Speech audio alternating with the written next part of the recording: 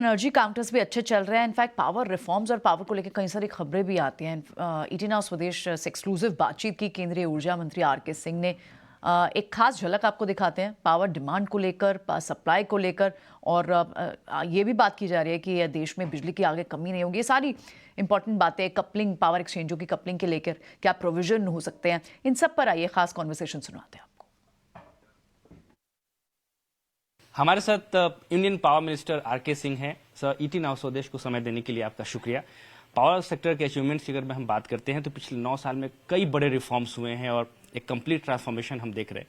लेकिन मेरा सवाल ये है कि जिस तरीके से इकोनॉमिक एक्टिविटीज़ बढ़ रही है, उस लिहाज से जो पावर की डिमांड है, जो रिफॉर्म्स मेजर्स लिए गए हैं, आपको लगता है ये सफिशिएंट है? और अब हम आपने सही कहा कि हम लोगों ने एक ट्रांसफॉर्मेशन ला दिया है ऊर्जा के क्षेत्र में, बिजली के क्षेत्र में। बिल्कुल आमूल ट्रांसफॉर्मेशन हम लोगों ने ला दिया है। पहले हम लोग के यहाँ जो हम लोग का जो पावर सेक्टर था उसमें उसकी क्या खासियत थी? शॉर्टेज। अब ये बताइए कि एक समय था 2012 वगैरह में जहां पर की शॉर्टेज होती थी 10%, बल्कि जबकि हम लोग की सरकार आई 2014 में, उस समय शॉर्टेज था करीब 4.5%। 4.5% बहुत होता है जी। हम लोगों ने इसको समाप्त कर दिया। हम लोगों ने कुल मिला करके हमको लगता है कि इस 9 वर्षों में करीब करीब 1,80,000 मेगावाट हमने उत्पादन, 1,90,000 मेगावाट हमने उत्पादन क्षमता बढ़ाई है, जिसमें से करीब 90,000 मेगावाट तो हमारा थर्मल है और करीब 1,07,000 मेगावाट हमारा जो हमने उत्पादन क्षमता जोड़ा है वो है रिन्यूएबल। 1,97,000 मेगावाट हमने उत्पादन क्षमता बढ़ाई है।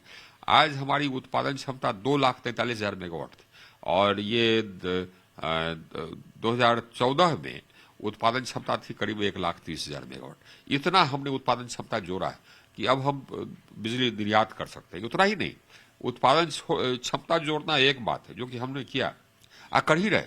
इसके अलावे आप जो कह रहे हैं कि भविष्य में, एक चीज मैं बता दूं, ये जो ग्रोथ रेट आया है बिना पावर का संभव हो ही नहीं सकता था, क्योंकि बिजली के बिना कोई फैक्ट्री नहीं लग सकती है, बिजली के बिना कोई इकोनॉमिक एक्टिविटी नहीं हो सकती। लिफ्ट नहीं चलता है भाई, रोशनी नहीं होती है, एयर कंडीशनर्स नहीं, कुछ नहीं चलता है, वेंटिलेटर नहीं चलता। तो हम लोगों ने बिजली की आपूर्ति की, इतना हमने उत्पादन क्षमता जोड़ा। उस बिजली को जगह जगह पहुंचाने के लिए हमने करीब करीब 2 lakh circuit kilometre, 1,93,000 circuit kilometre हमने ट्रांसमिशन लाइन जोड़ा। पहले 2014 में हम लोग की सरकार आई थी तो देश के एक कोने से दूसरे कोने तक सिर्फ 36,000 मेगावाट आप बिजली स्थानांतरण कर सकते थे। आज आप एक कोने से दूसरे कोने तक 1,16,000 मेगावाट स्थानांतरण कर सकते हैं। क्यों? क्योंकि हमने ये उत्पादन, ये क्या नाम है, ट्रांसमिशन सिस्टम को बढ़ाया है इतना। तो पूरे देश को एक ग्रिड से हमने जोड़ा है। साहब, ये विदाउट इलेक्ट्रिसिटी इज दी, बिजली जो है वो आमूल ये क्या नाम है, इंफ्रास्ट्रक्चर है,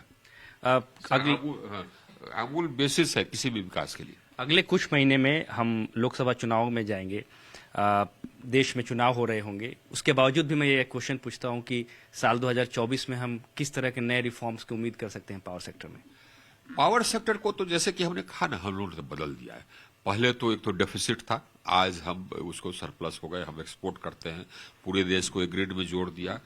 जो हमारी वितरण व्यवस्था थी उसमें हमने परिवर्तन ला दिया है। हम करीब करीब 3,000 नए नए सब स्टेशन बनाए, करीब 4,000 सब स्टेशन का हमने उत्क्रमण किया, 8.5 लाख सर्किट किलोमीटर हम HT लाइन LT लाइन जोड़े, करीब करीब 7.5 लाख नया ट्रांसफार्मर लगा। ये सब हमने किया। अब इस सब के कारण क्या हुआ है कि उत्पादन क्षमता बढ़ाने, ट्रांसमिशन बढ़ाने, डिस्ट्रीब्यूशन को मजबूत करने के फलस्वरूप ग्रामीण क्षेत्र में बिजली की उपलब्धता थी 12.5 घंटे 2014 में। आज ग्रामीण क्षेत्र में बिजली की उपलब्धता है 22 घंटे। शहरी क्षेत्र में बिजली की उपलब्धता हो गई है 23.5 घंटे, 23.8 घंटा। आज जो कि होती थी करीब करीब औसतन 19-20 घंटा थी, हम लोग की सरकार आने के पहले 18-19 घंटा ये थी। आप जनरेटर के धुआं, कहीं जाते आप खान मार्केट वगैरह तो जनरेटर के धुआं से आंख से पानी आ जाता, आपको आज जनरेटर देखने को नहीं मिलेगा। हम लोगों ने, व्यवस्था हमारी चरमरा गई थी। यहाँ घाटा था, ये AT&C लॉस इसको कहते हैं बिजली, वो 27.5% था 2014 में, उसको घटा करके हम 15% पर ले आए। ये ये डिस्ट्रीब्यूशन ये क्या नाम जनरेशन कंपनीज का बकाया था 1,35,000 करोड़। जितने डिस्ट्रीब्यूशन जितने जनरेशन कंपनीज सब बीमार हो रही थी, हमने वो बकाया का भुगतान भी करवाया। अब जो बकाया है वो 50,000 करोड़ तक आ गई और करंट एकदम अप टू डेट, ये सब हमने किया। क्या इन रिफॉर्म्स के बल पे हम अगर उम्मीद करें तो अगर मोदी सरकार सत्ता में फिर से वापस लौटती है तो उसमें पावर सेक्टर का योगदान किस तरह का रहेगा? बिल्कुल एकदम बहुत ही मेजर कंट्रीब्यूशन। एक तो हमने करीब करीब 2,90,00,000 घरों को बिजली से जोड़ा। बिजली की आपूर्ति, अब बिजली एक ऐसी चीज हो गई है कि पूरे देश का एक नक्शा आपको देखना चाहिए था कि 2000 हमने हर घर को, हर गांव और हर घर को जोड़ दिया। हमको लगता है कि 2019 के अंत तक जोड़ दिया था। उसके पहले का आप भारत का फोटो देखते हो रात में, और उसके बाद फिर आप भारत का फोटो देखते रात में, एकदम बिल्कुल अलग है। भारत एकदम एकाएक चमक गया, और ये जनता के मन में गया है। और हमारा कंट्रीब्यूशन, हमारे क्षेत्र का कंट्रीब्यूशन तो है। कुछ पावर सेक्टर के दूसरे रिफॉर्म्स की बात करें, मार्केट कपलिंग का जो प्रस्ताव है पावर मिनिस्ट्री का, उस पर क्या अपडेट है? वो लोग अपना ये कंसल्टेशन वगैरह कर रहे थे, ये कंसल्टेशन पूरा हो गया। अब निर्णय हम लोग लेंगे तो निर्णय हो जाएगा। सर 80,000 मेगावाट कैपेसिटी आप ऐड।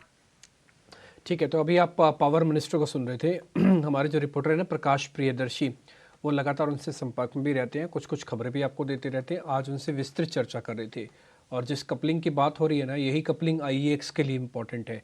असल में क्या है कि एक एक्सचेंज नहीं है पावर की बहुत सारी एक्सचेंजेस हैं।